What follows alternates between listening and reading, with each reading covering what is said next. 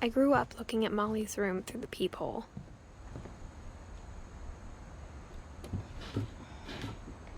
Molly's gerbil had a tiny bedroom with its own even tinier gerbil cage.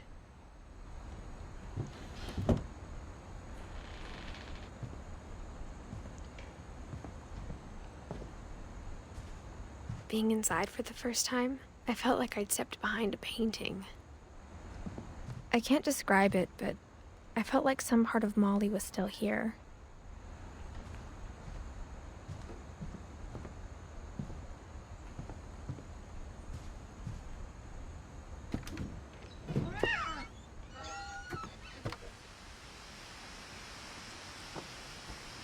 This will be obvious later, but my mom never told me any of these stories. Edie would have, but Mom didn't like bringing up the past. Though, when we adopted a stray kitten, she was the one who named it Molly. I spent a lot of time in Great-Grandma Edie's room. We got along, and it was a good place to hide from my mom. When Edie told people Sven was killed by a dragon, she could also have said he was building a dragon-shaped slide that collapsed. She could have, but she didn't.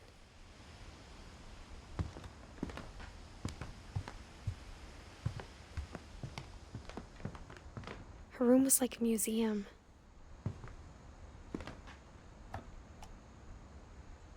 For 500 years, the finches have been famous throughout Norway for their fortune and misfortune.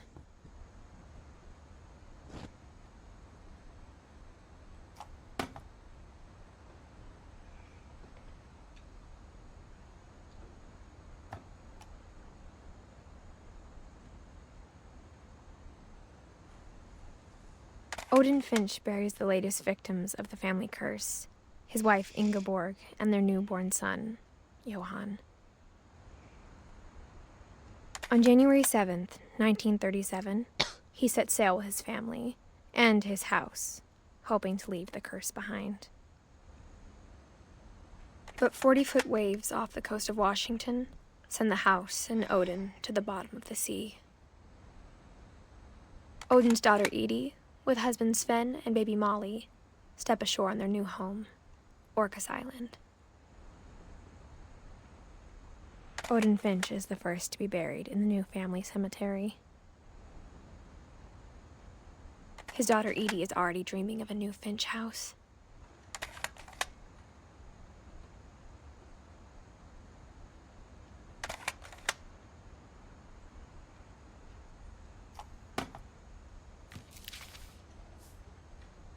Whatever's wrong with this family, it goes back a long ways.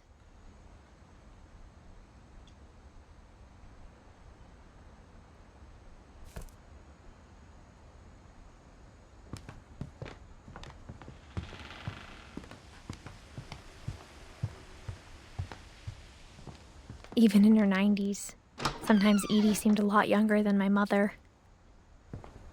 The only trace Grandpa Sam's first wife Kay left on the house was the pink bathroom.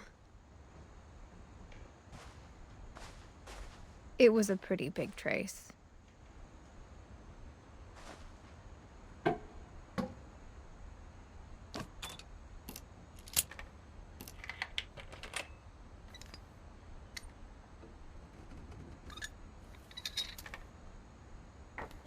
There's a secret in this bathroom.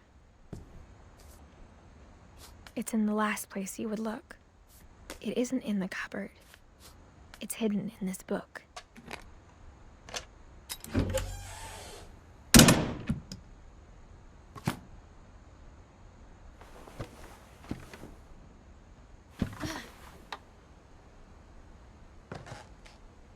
Sven gave Sam an old camera he'd refurbished.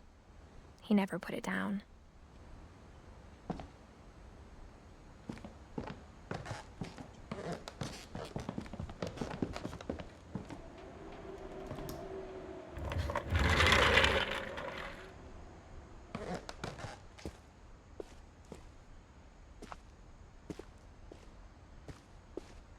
I knew Grandpa Sam had a twin, and that he never talked about him. I guess my grandpa didn't like history any more than my mom did.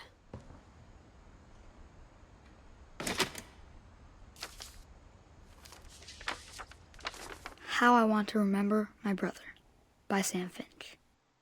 The thing I remember is that when he made up his mind, that was it.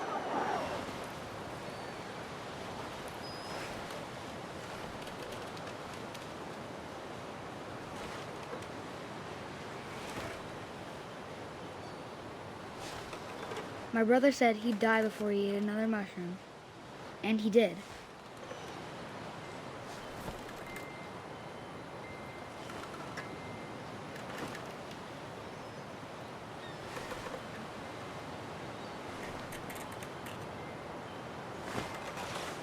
At Barbara's funeral, we swore we'd never be afraid again, and he wasn't. I think Calvin always wanted to fly. Sam! Calvin! Dinner's ready! Coming! But that day, he finally made up his mind to do it. I told him going around was impossible. Maybe if I hadn't said that.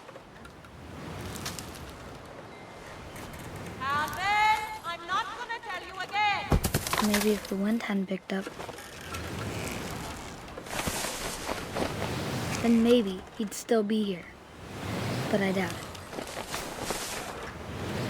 I think he'd already made up his mind. That's what I want to remember about my brother.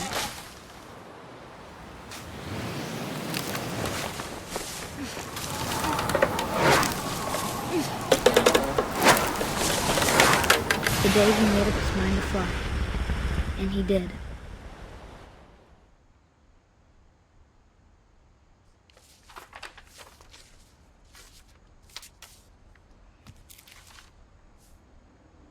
Calvin's story felt strangely familiar. When I was younger, I remember trying to do the exact same thing.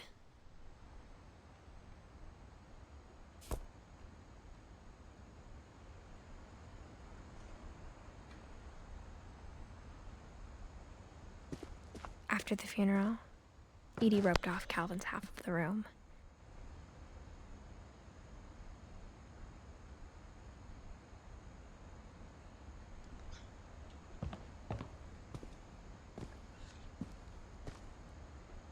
Mom said Grandpa Sam enlisted at 18 and never set foot in the room again.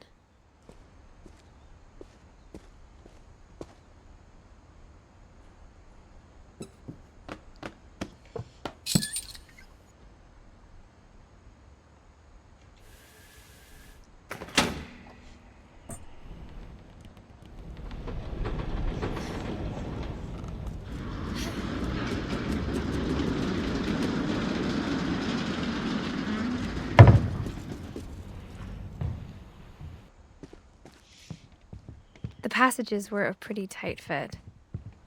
They'd obviously been built for smaller hands and bellies.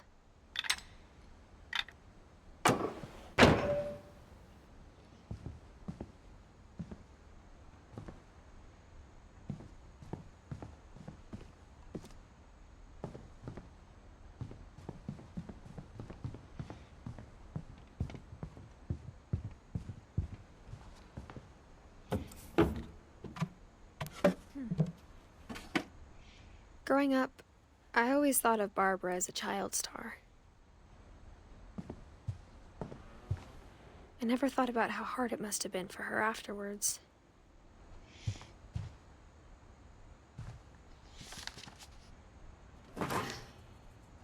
Of all the stories people wrote about Barbara's death, I'm surprised Edie saved this one.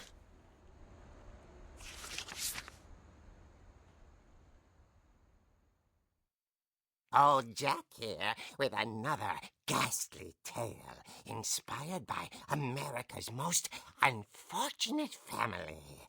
I'm calling it The Surprise Ending of Barbara Finch. As a child star, Barbara was famous for her scream. Now at 16, she was all washed up. A has-been.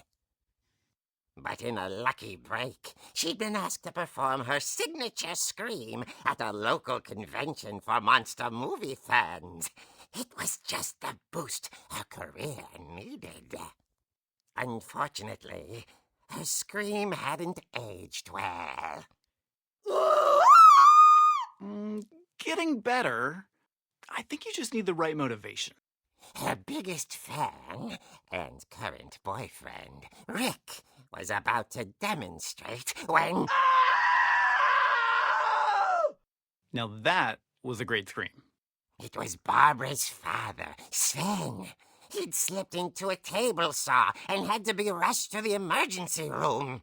So Barbara got stuck babysitting her youngest brother, Walter. Her convention comeback was cancelled. Okay, I'm hearing frustration, but I'm not hearing terror. What if I tried... A gang of hoodlums in Halloween masks have been terrorizing Orcas Island tonight. Police are urging residents to... That came from the basement. You're right! Also, I loved your delivery on that. Why is your basement door locked? Because my dad likes making puzzles and secret passages. There's a key hidden in the music box. The secret is to keep winding and winding until finally the key pops out. Thanks, babe. I'll be back in a sec.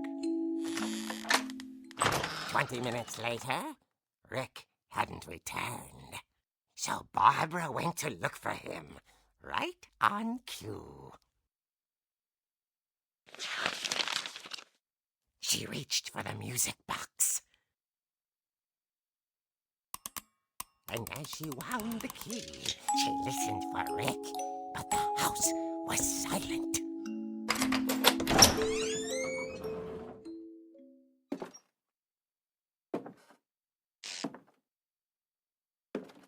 She found Rick's crutch and imagined the worst.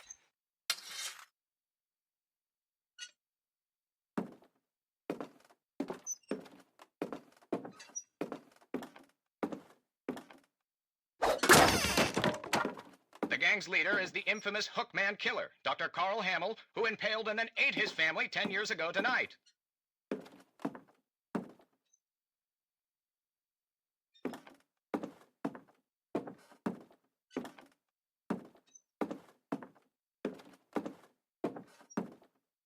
The old fridge rattled and grew still.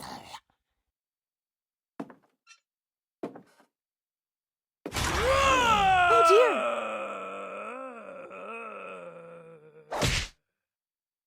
Oh! Rick? Barb, relax. I was just trying to scare you to help you find your scream. Well, I'm not scared, Rick. I'm furious.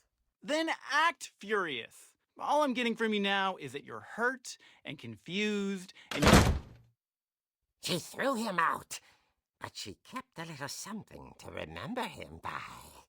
Barb, have you seen my other crutch? And she was still holding it when she fell asleep watching the Late Picture Show. Hours later... Barbara! Walter, what's going on up there? Okay, I'm coming up, but if this is a trick, you're dead, Walter.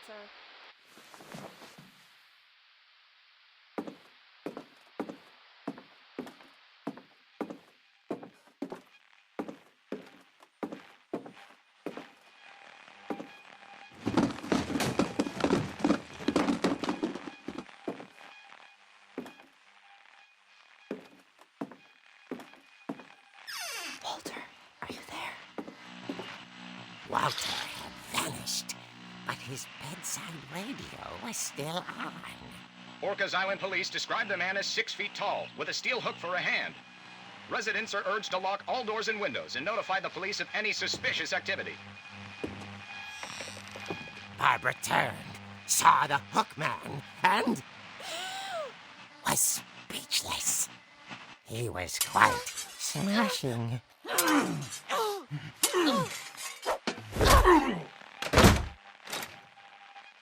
And whoever he was, he couldn't get enough of Barbara.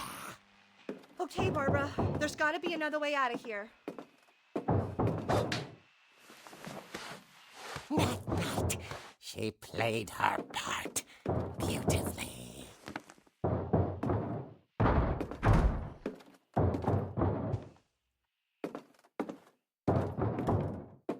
She thought about abandoning Walter, but just couldn't do it.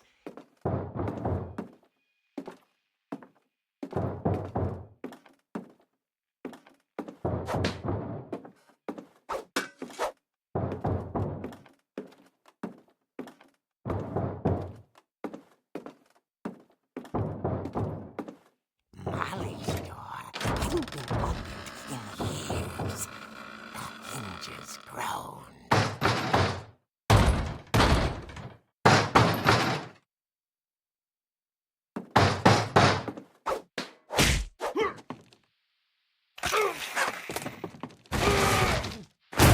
He wasn't moving, but she sensed the story might not be over yet.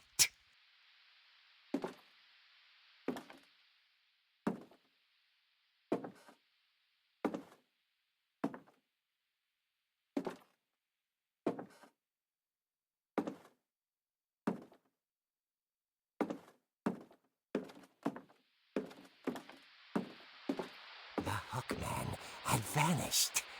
She listened for his breathing, but all she heard was...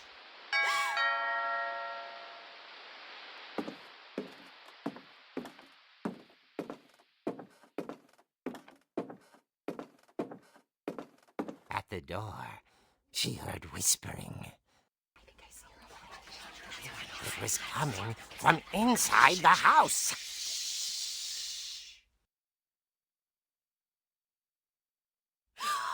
Oh dear.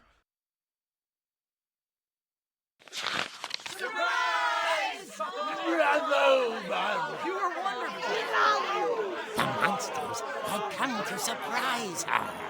For Barbara, it was a dream come true. Then she saw what kind of monsters they were, and she realized what was about to happen. She was going to be famous. And with her final breath, Barbara Finch gave the performance of her life.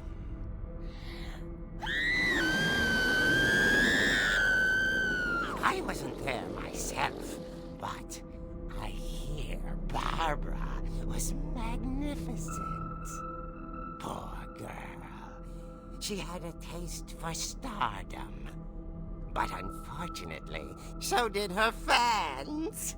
Of course, the police blamed it all on poor Rick, who disappeared the same night. And little Walter, hiding under his bed the whole time. He took it all pretty hard, but that's another story. As for Barbara, tucked inside the music box is all they ever found of her. Her ear. Now that's what I call a real eerie tale.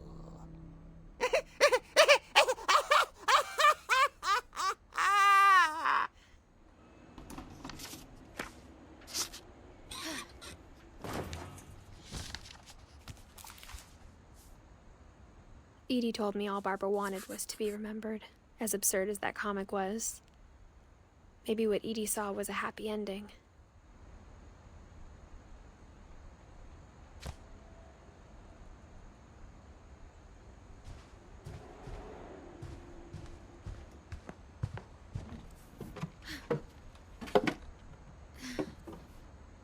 I guess now I know why Mom didn't like me playing with the music box.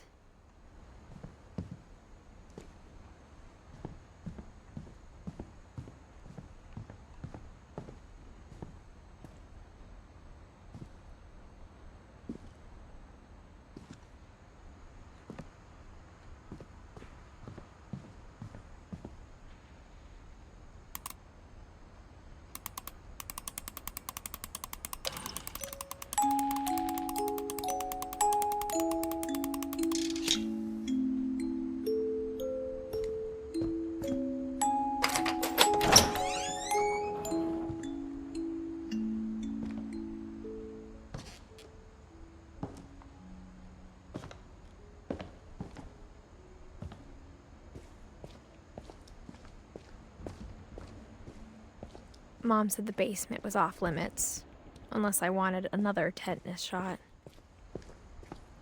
I saw Edie sneak down to the basement once, carrying packages. I thought maybe she was hiding presents. It turned out she was hiding a lot more than that.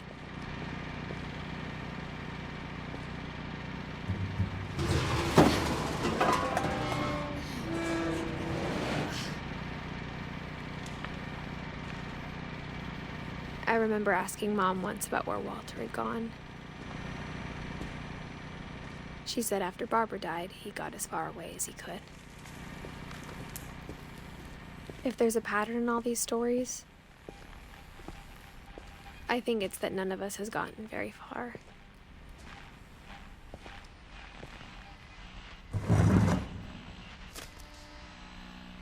Goodbye, everyone. I can't believe I've been down here for 30 years. On that first day, after the shaking started, I didn't think I'd survive a week.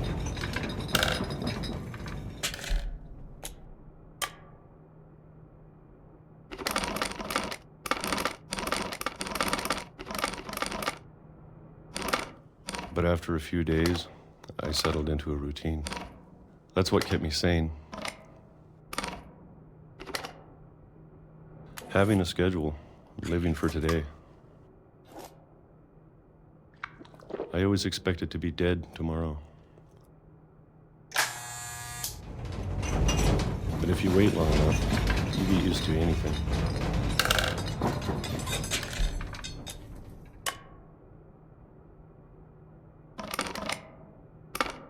Even a monster on the other side of the door starts to feel normal. Almost friendly.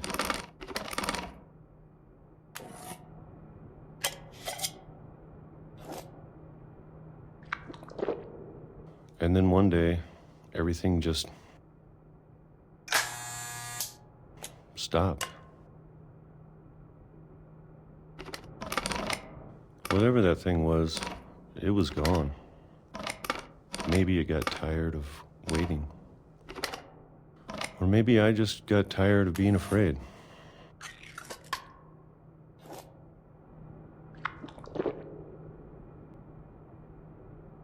It's been a week now, the longest in 30 years.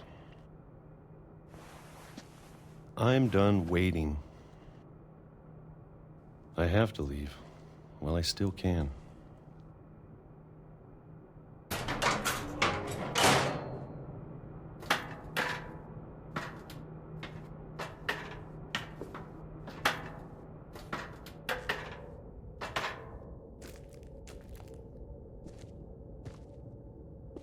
I know it's out there somewhere. Whatever killed Barbara and Molly and Calvin. Maybe this is all a mistake. But I need to stop living the same day, even if it kills me.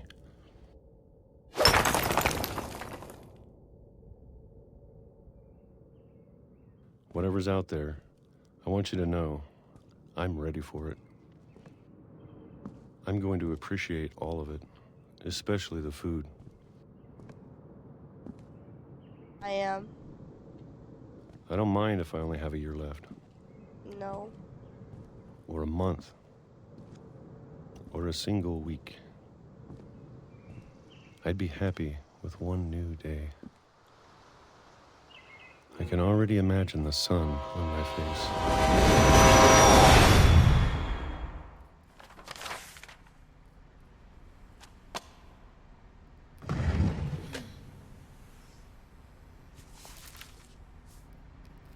Walter died when I was 6. I can't believe my mom never told me he was down here. I'm sure my mom was trying to protect me.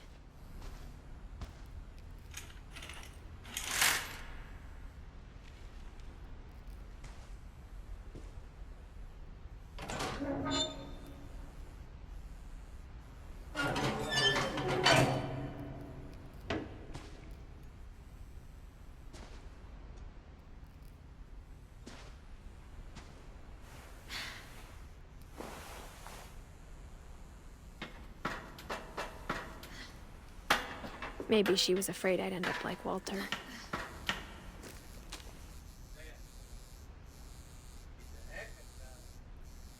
Eggs. I don't like eggs. What?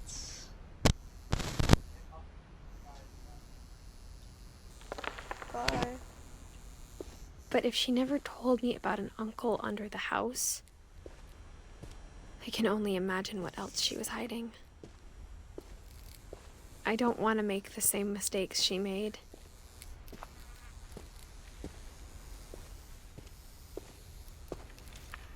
Trying to bury something that's still alive. Now that there's only one of us left, or maybe two, I thought it was time I heard the stories for myself and found out what happened to everyone else. But now I'm worried the stories themselves might be the problem. Maybe we believed so much in a family curse, we made it real.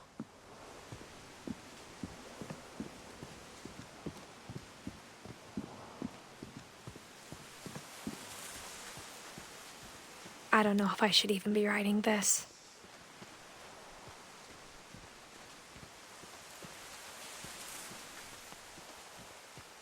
Maybe it'd be better if all this just died with me.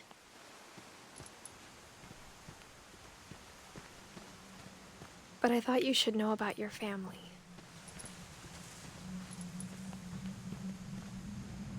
And the history you're a part of. Though to be honest, I feel as lost as you probably do right now.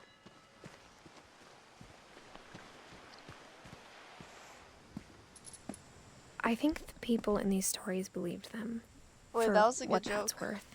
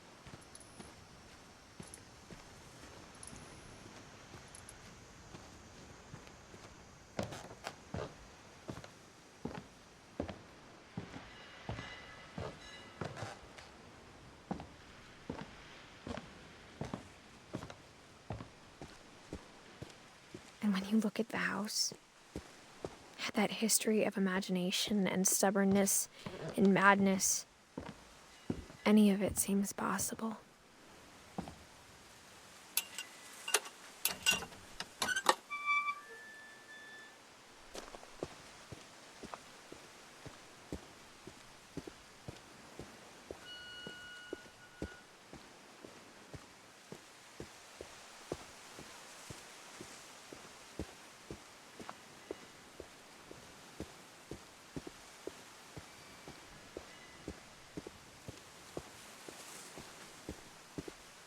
I think we've been surrounded by death for so long, we've just gotten used to it. What kind of family finishes building a cemetery before starting the house?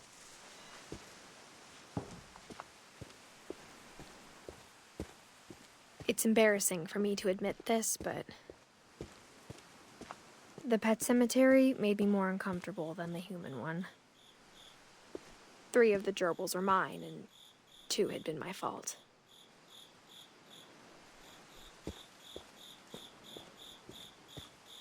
Sven built the house, but it was Edie who designed the cemetery.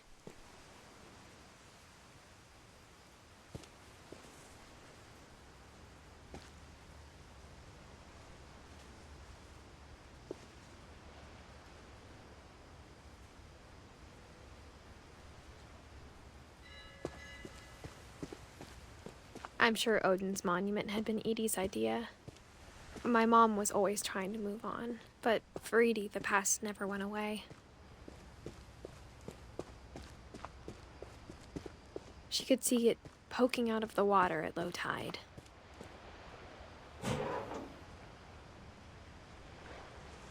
Edie said she dreamed about the old house every night.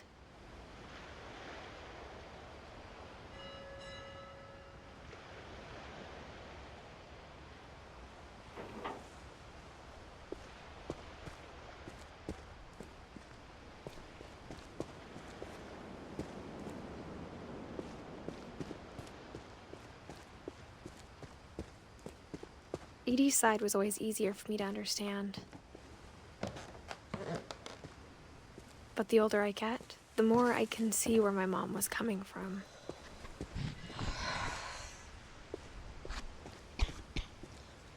She lost 2 of her brothers, just like I did. I get why she tried so hard to protect us. There's so many things I wish I could ask my mom now. Part of me thinks this is what she wanted all along. For me to come back someday and find everything out for myself.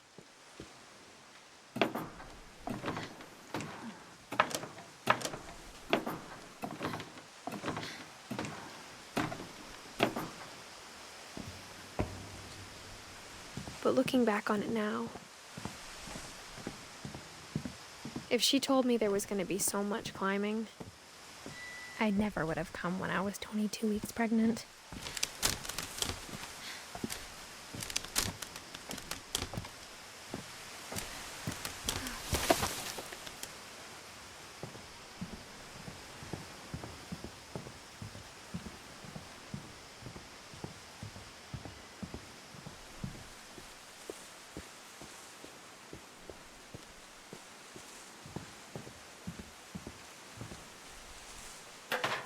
I never met Grandpa Sam, but I think he and my mom had a lot in common.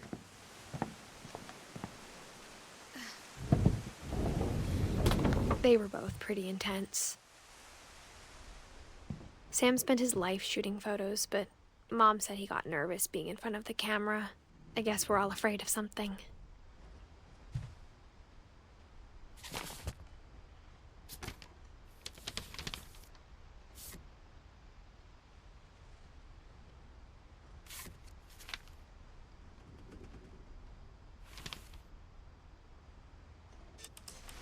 Dawn, I promise, you'll never forget this weekend.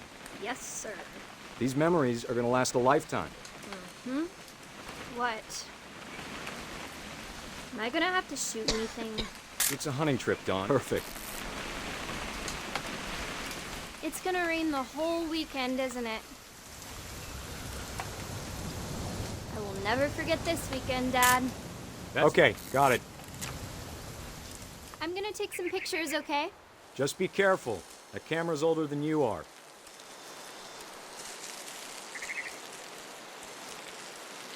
Definitely should not have drunk all that coffee. Hey! That's a keeper. I'm just saying, I'm not always gonna be here, Dawn. You'll need to remember this stuff, if you want to survive. I'll be fine, Dad. You know who else thought he was gonna be fine? Some guy who died. Dawn, I'm being serious.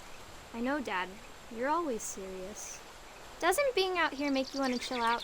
Well, to tell you the truth, I haven't been out here in 20 years.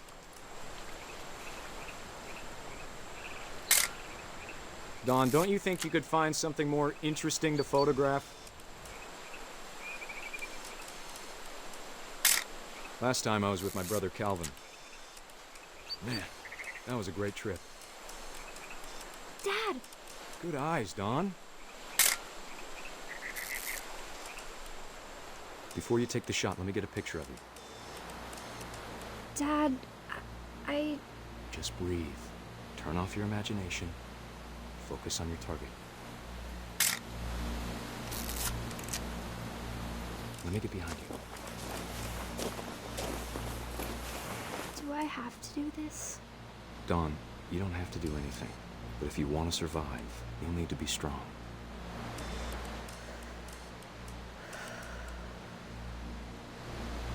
Now keep yourself squared up, elbows down, like we practiced. Whenever you're ready.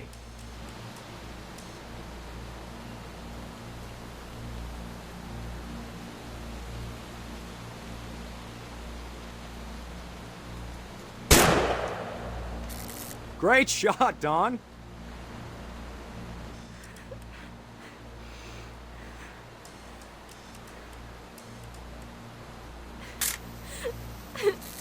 I'm proud of you, Dawn. Always remember that, okay?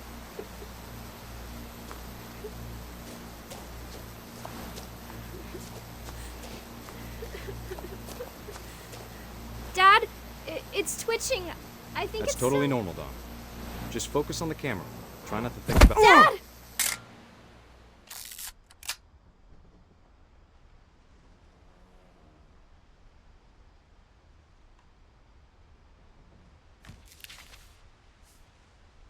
Of all these stories, that's the one I wish most that my mom had told me.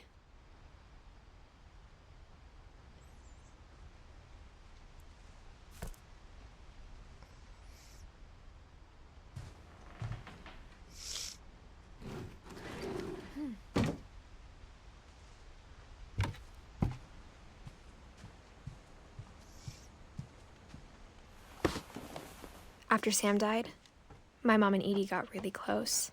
They'd both lost a lot.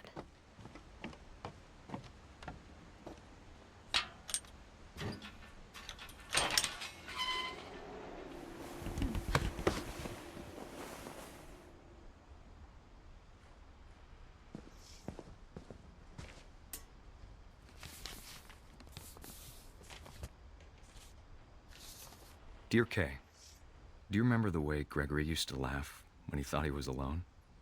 Like something funny was happening, but only he could see it.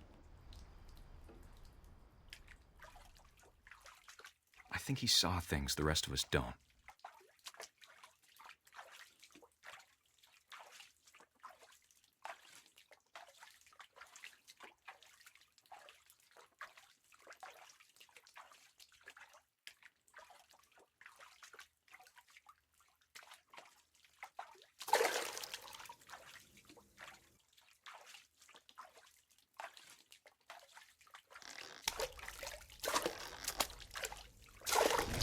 Bend over, Gregory. It's time to...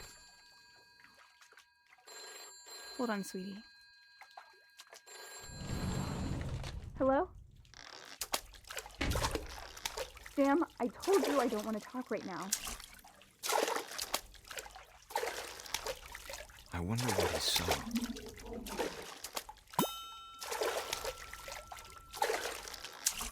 What his world was like.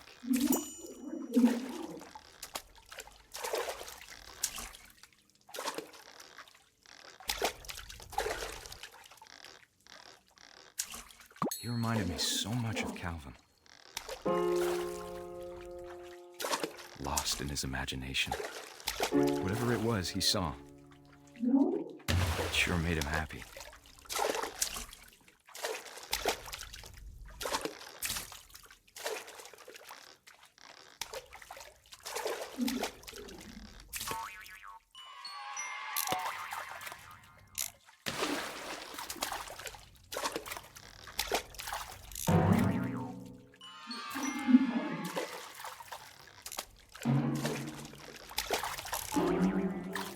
I know how silly it sounds.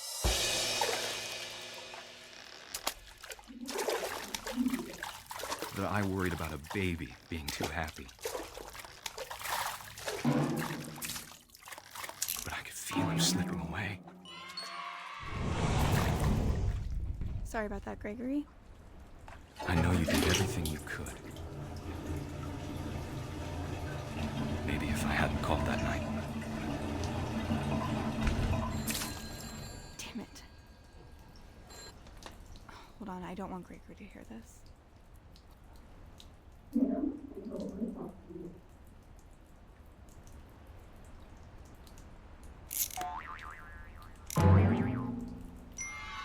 I wish he could have told us about the world he saw.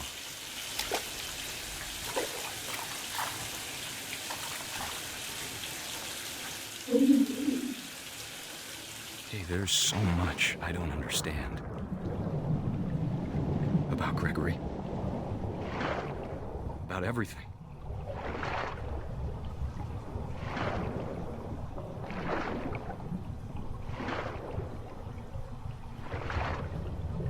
But I know what happened wasn't your fault.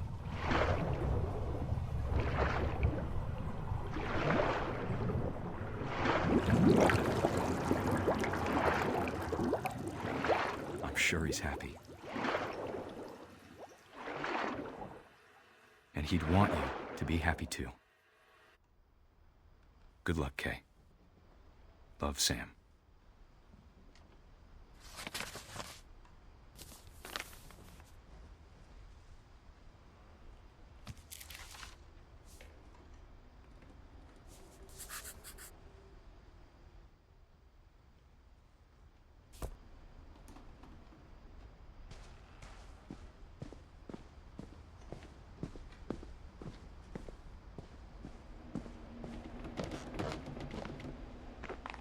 My mom moved up to the loft after her brothers died. At the time, it was as far away as she could get.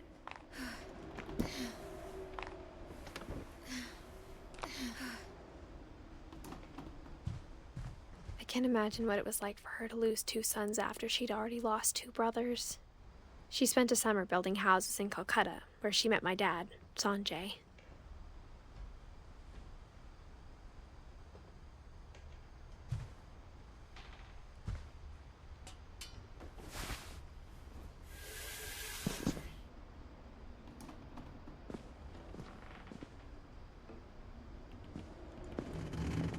I can't imagine my mom ever writing poetry, and yet...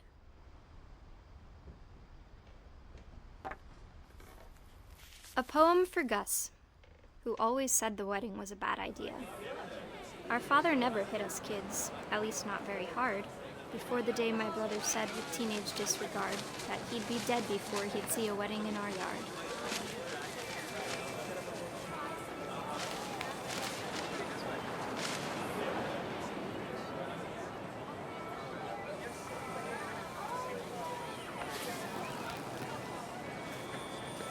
My father made him come, of course, but Gus stood far apart, just flew his kite and bottled up the storm inside his heart.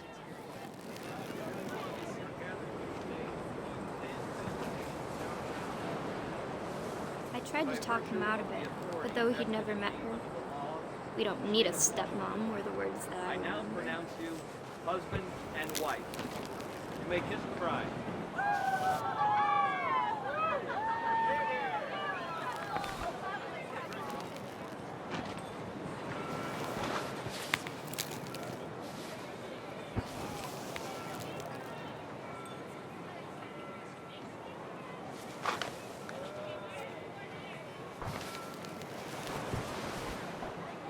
When the time for photos came, Dad ordered him to come here. But Gus declined, and as a sign held up his middle finger.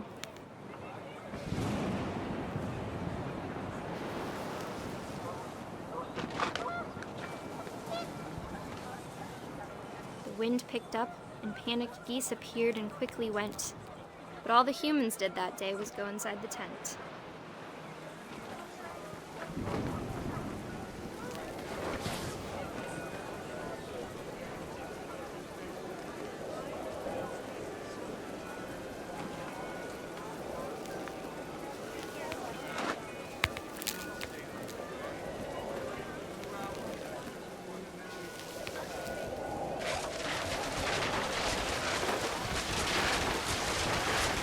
The rain came down in buckets then, but no one seemed afraid that nature might destroy the tent our dad had crudely made.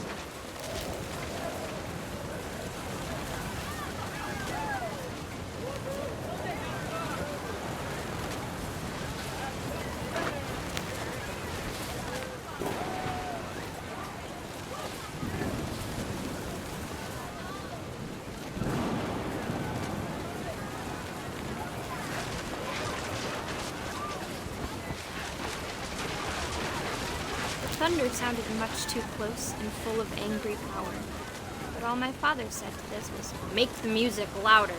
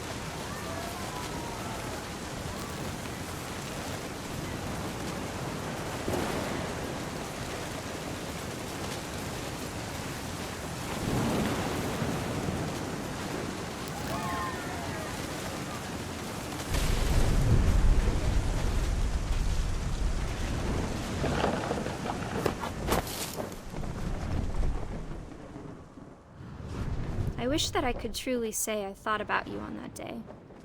Out there on the beach alone, just you, the wind, the sea, and foam. But I didn't, until we found you.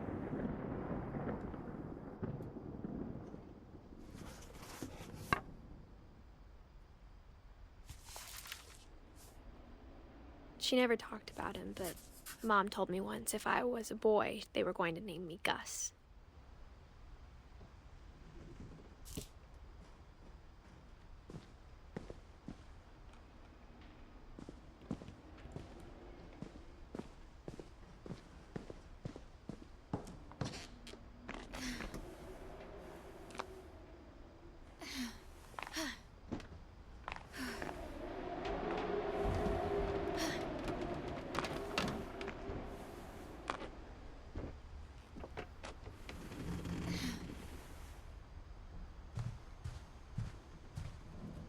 My mom moved to India a week after graduation and got a job teaching English.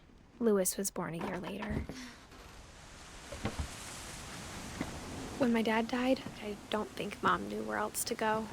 I'm sure Edie was happy to have her back.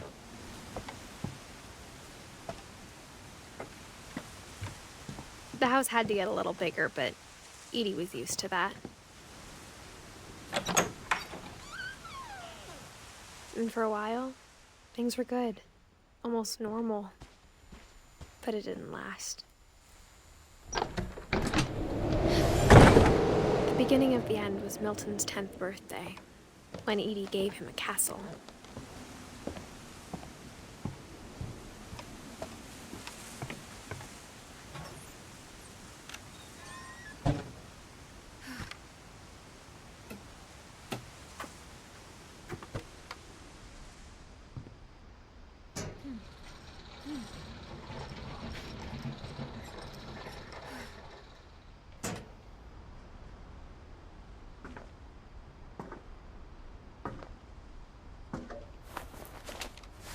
Milton Finch in The Magic Paintbrush.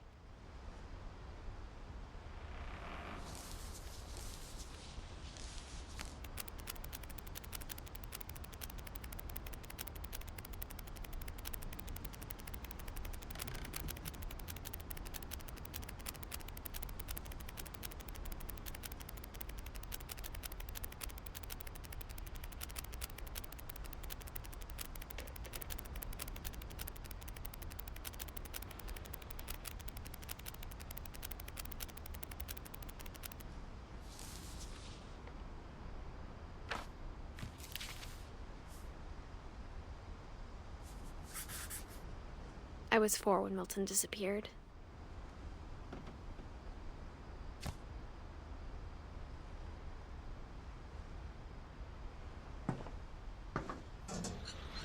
Mom spent months searching for my brother. Then she sealed the doors.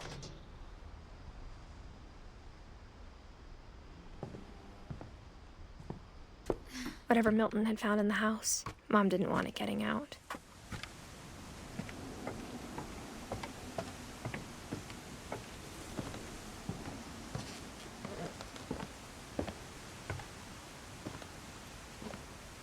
Mom definitely blamed Edie, but I think Lewis blamed himself. After he graduated, he just spent more and more time in his room, until Mom got him a job at the cannery.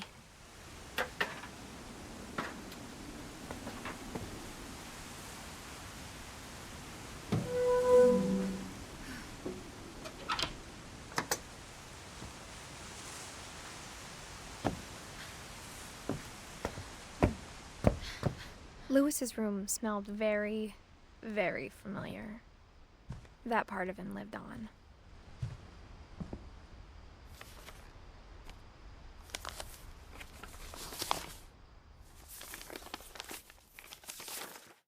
Dear Mrs. Finch, as Lewis's psychiatrist, I can understand your desire for an explanation.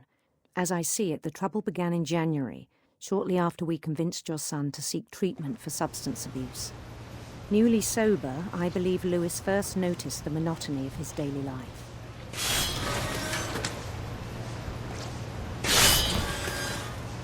He kept working at the cannery. but he withdrew part of himself.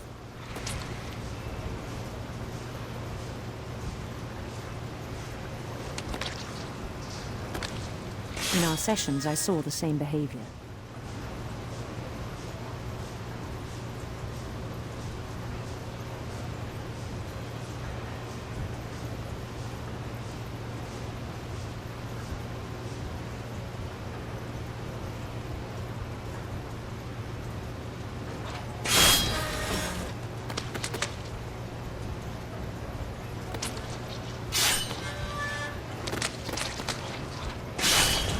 His mind began to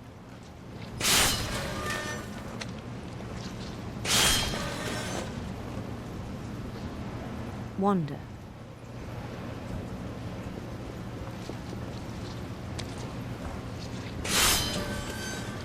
I asked him to describe it. He said he started small, imagining a labyrinth. He'd feel his way about.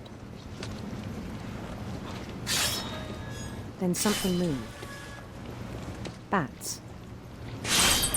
And toads. And things that have not names. He knew it was all in his head.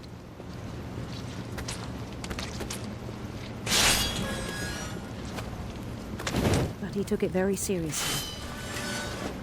I had hoped he'd find himself.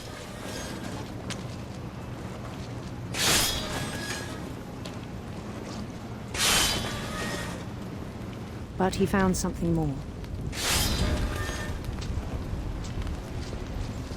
I worried about him then. Daydreaming at the cannery. I spoke with his boss. But he said Lewis had become a model employee. Methodical, tireless, focused. Like a whole new Lewis. So I let him go on.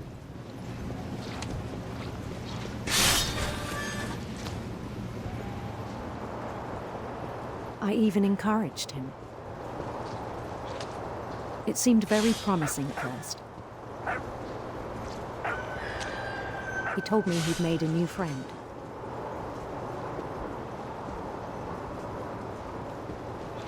On the edge of a city he named Lewis Topia.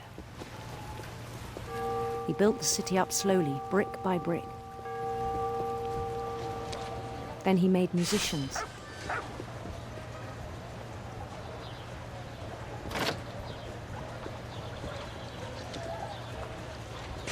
And songs for them to play.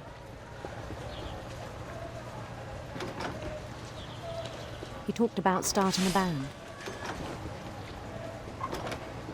And he was always humming something. Every day his imagination grew stronger. He no longer spoke at the cannery. But his chopping was as reliable as ever. Then one day it struck him that all the cheering crowds, even the stones under his feet,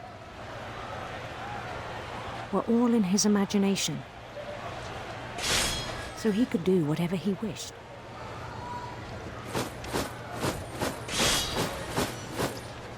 He held an election for mayor. And he won. They begged him to stay, but his mind was already wandering.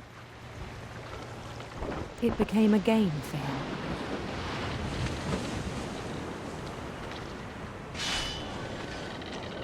He'd conquer a city, then immediately push on. New Louisville.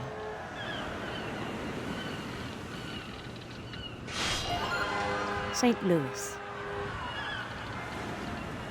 He started drifting away from our reality.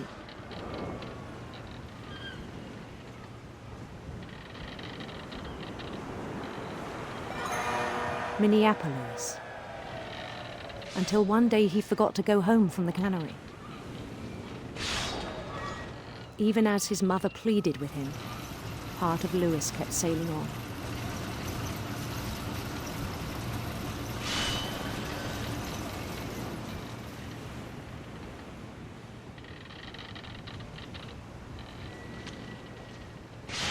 In Lewisburg, he heard rumors of a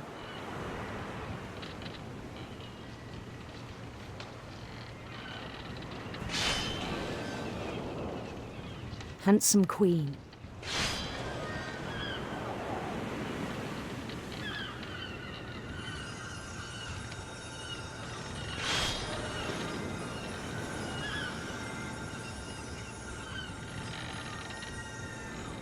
The queen was on her own quest for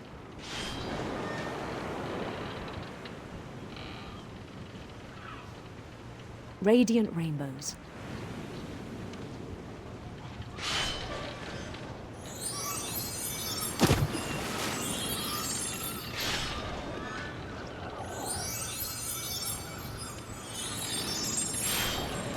He followed the sound of her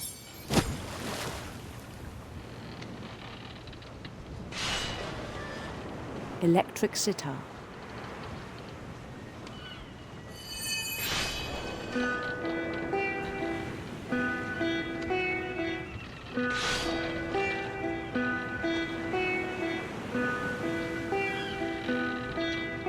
His chase led him to a golden palace east of the sun and west of the moon.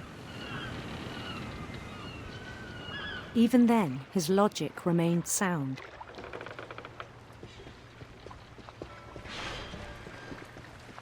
He knew the world was all in his imagination.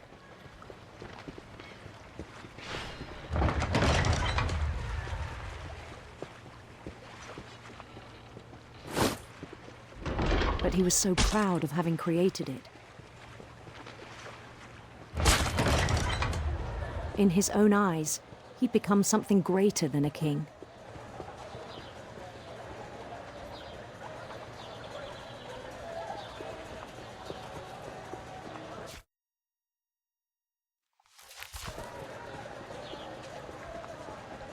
For someone who'd never known success in the real world, I think it was overwhelming. And then it struck him that the real Lewis was not the one chopping salmon, but the one climbing the steps of a golden palace.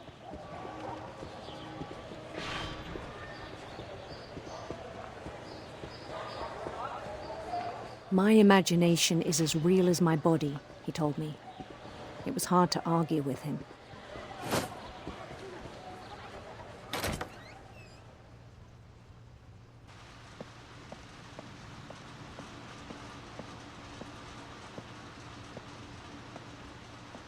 He began to forget the world we know.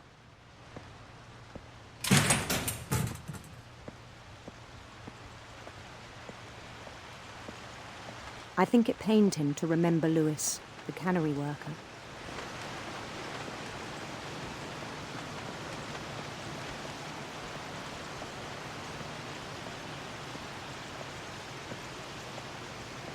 He began to despise the man with a royal contempt.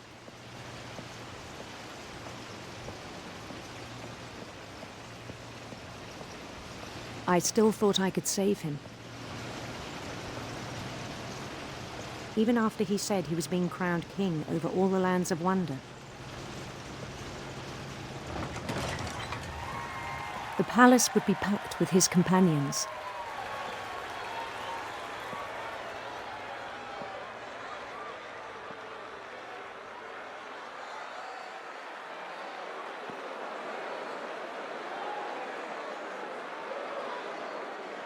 Including the wise Calico who'd insisted on advising him.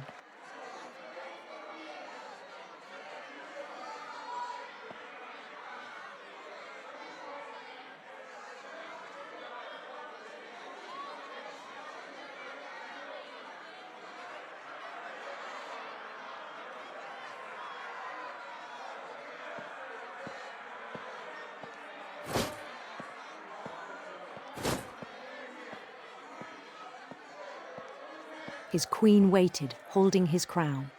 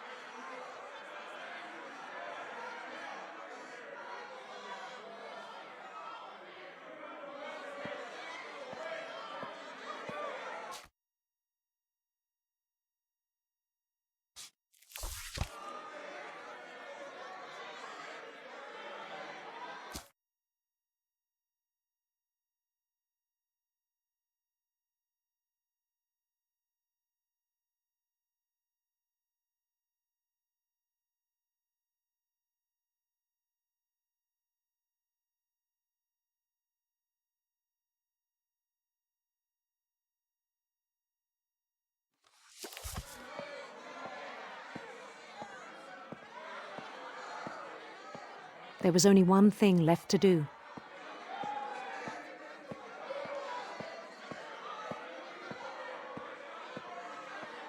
Bend down his head.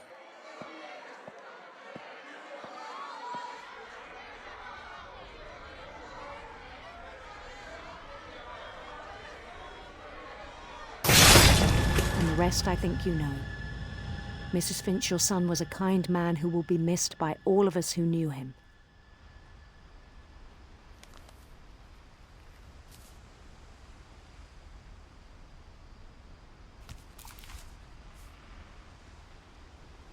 My brother was really cool. Bro, the I wish you oldest could've is met him. Omen, bro. He's like, since the universe was created. For real, for real. Bro, KO is younger than Killjoy because Killjoy built KO.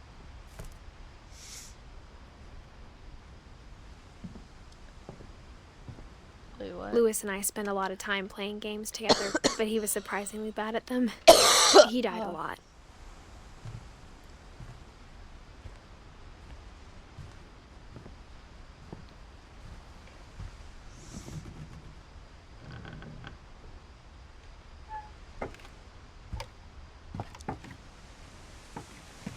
On the way back from Lewis's funeral, my mom told me to start packing. She waited until the day before we left to tell Edie. I'm not sure if she wanted to make it easier or harder. I wish No, we'd I'm stayed. playing a game right now. But I understand why we No, left. I will play late. It's too early, bro, for my brain, and I need to eat and shower. My mother. My mom Wait, do ended up your leaving everything parents make behind. like eggs and rice? That's the only time I like eggs. Every time else, it's disgusting. I What literally happened hate that night had been eggs coming so for a bad. long time. No, when it's with rice. Maybe it should have like come when it's sooner. scrambled with rice. I guess. I don't know. I hate eggs. They make me like nauseous. But it had to end one way or another. Yeah, Leo. All Eggs, that's left cucumbers, now and is to rice tell on you a about paper that plate last is kind night. of crazy. Yep.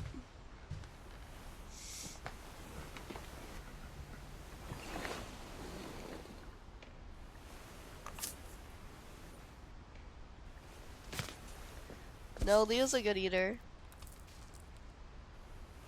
That whole last day, Edie just watched us pack and didn't say a word. Until supper, when she raised her glass and said, To our final night together, and all our final nights apart. Grandma, you know what I said about alcohol. Some of your medications are very Edith, specific. I left a present for you in the hallway. Why don't you go open it? The grown-ups have to argue now. I'm sorry, you're right. We're all leaving tomorrow. Let's just enjoy our last... I'm not leaving. Edith, you're excused.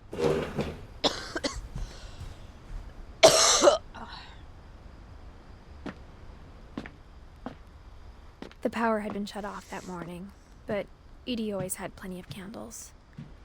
When my mom sealed the library, I don't think she knew about the other entrance, or that Edie had a key to it.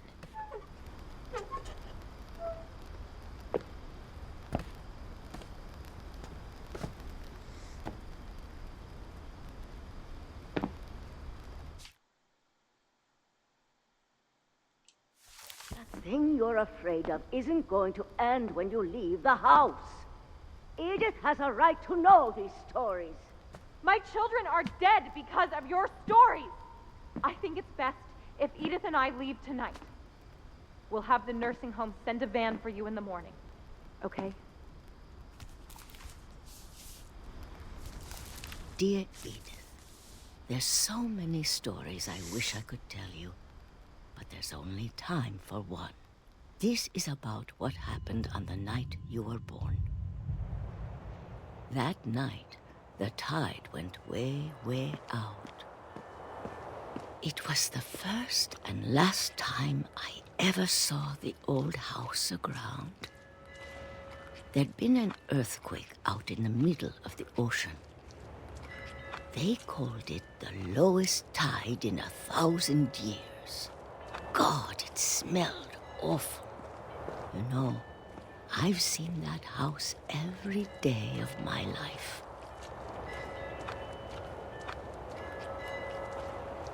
But I never thought I'd go back to it. When the fog rolled in, I lost my way.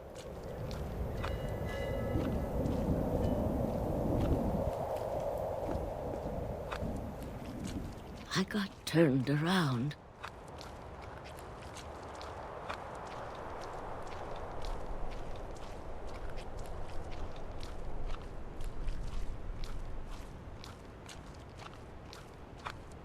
For a while, I wandered.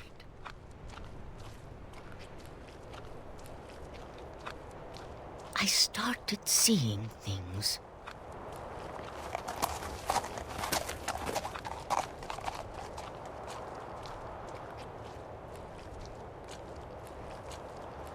Things I'd forgotten had ever existed.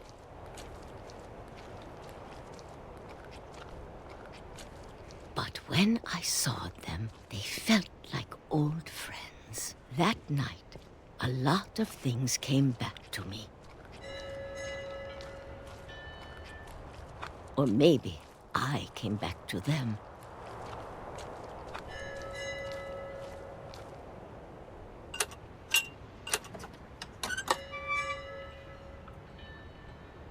Things I can't explain, but that I need you to try and... Edith, what are you doing in here? It's mine. Edith! Mom, you're gonna rip it! Let go! I kicked and screamed, but Mom dragged me to the car. I never saw Great-Grandma Edie again. The next morning, the van came to pick her up, but she was already gone. After that, we moved around a lot.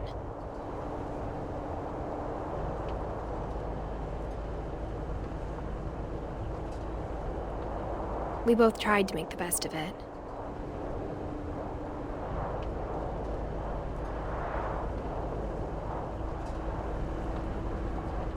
A few years went by.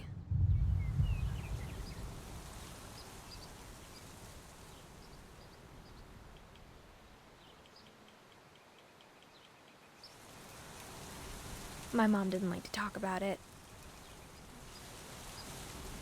But she started getting sick a lot. The rest happened pretty quickly.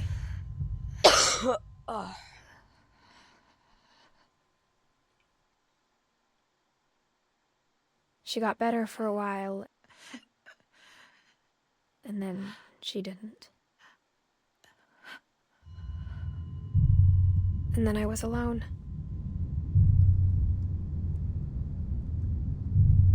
The last finch left alive.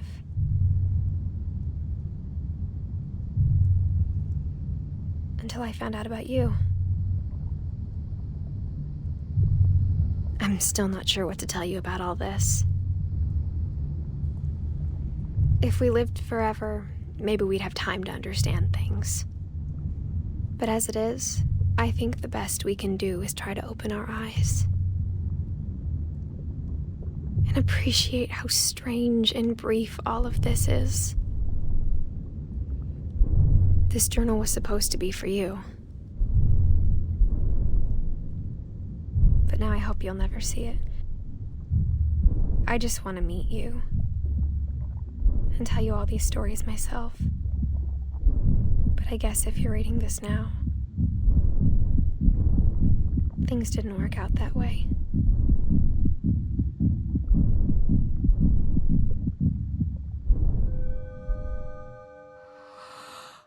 This is where your story begins.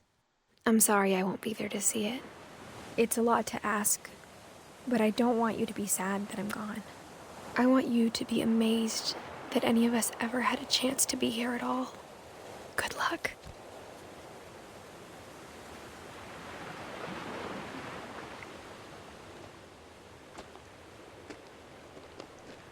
Who is that?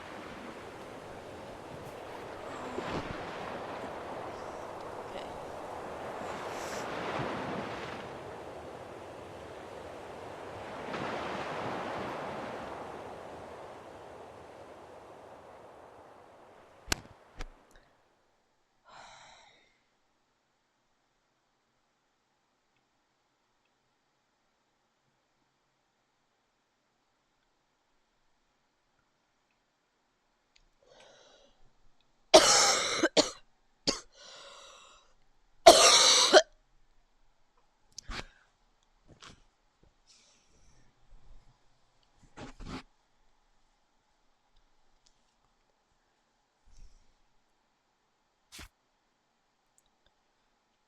Bro.